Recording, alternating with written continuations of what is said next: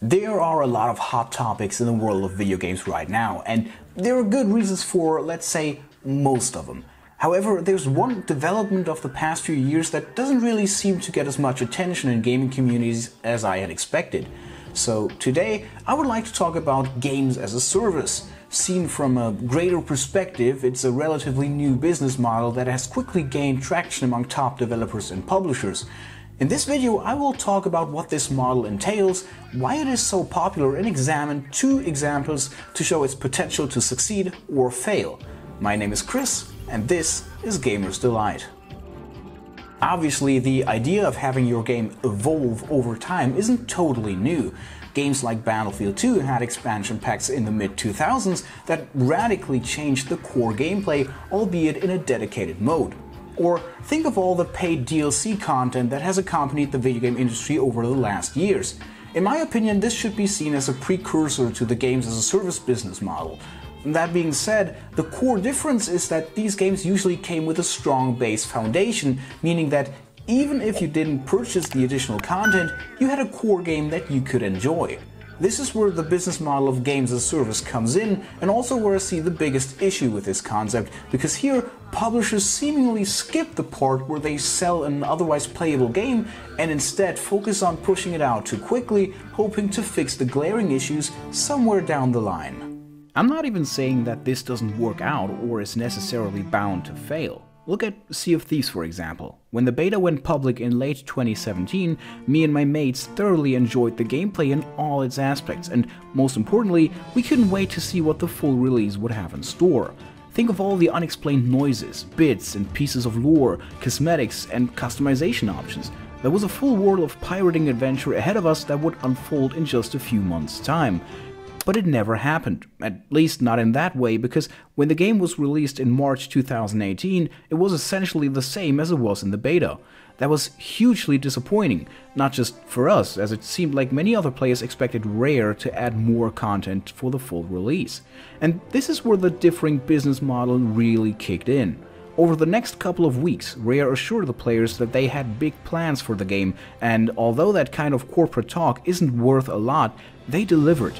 The following months saw new content being added to the game at a great pace, not just cheap cosmetics, but gameplay mechanics, a new region, and actually meaningful additions.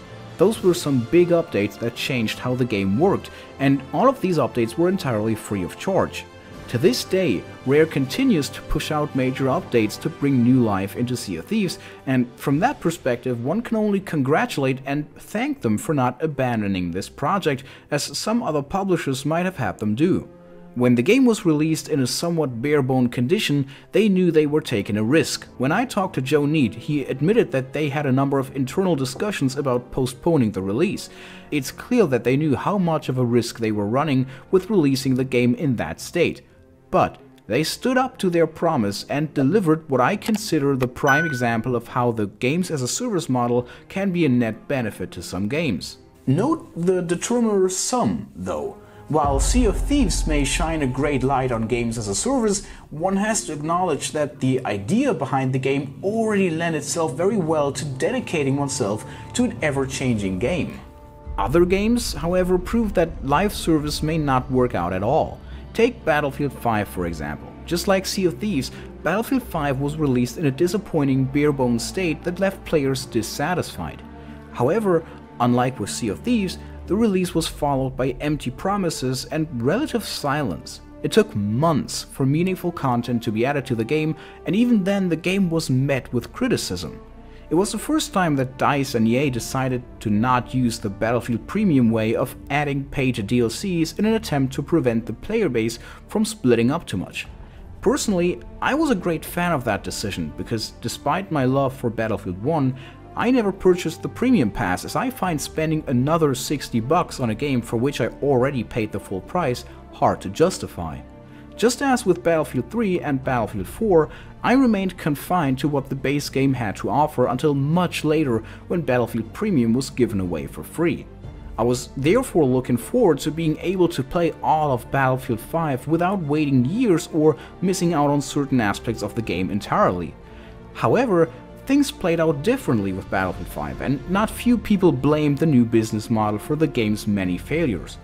I believe this to be a misapprehension of what really went wrong with Battlefield in those years. However, there is no arguing that games as a service didn't deliver in this specific case. Ultimately, it remains hard to find a universally applicable and definitive assessment of the games as a service business model. I am convinced that given the right framework and dedication, games as a service can work out great and help developers and publishers alike make their product a long-term investment. The lost revenue and DLC sales can then be matched or even surpassed by adding other ways of generating revenue, and as long as they don't stand in the way of gameplay, like in Sea of Thieves where every item purchasable for real money is only cosmetic in nature, I have absolutely no problem with that. However, games as a service won't work out if the publisher or developers lack the necessary commitment. Similarly, it may be more difficult to sort out a mediocre or even bad launch if the post-launch era of the game remains a wasteland for too long. I think it's become clear that there are lots and lots of variables, and I don't believe that games as a service should be universally condemned or endorsed. Personally, I do believe that the future of the video game business models will slowly but steadily develop into that direction. This may be a net positive for players if done correctly, but time will tell whether the corporate overlords will get it right. What were your experiences with games as a service, and do you believe that this business model will shape the future of games?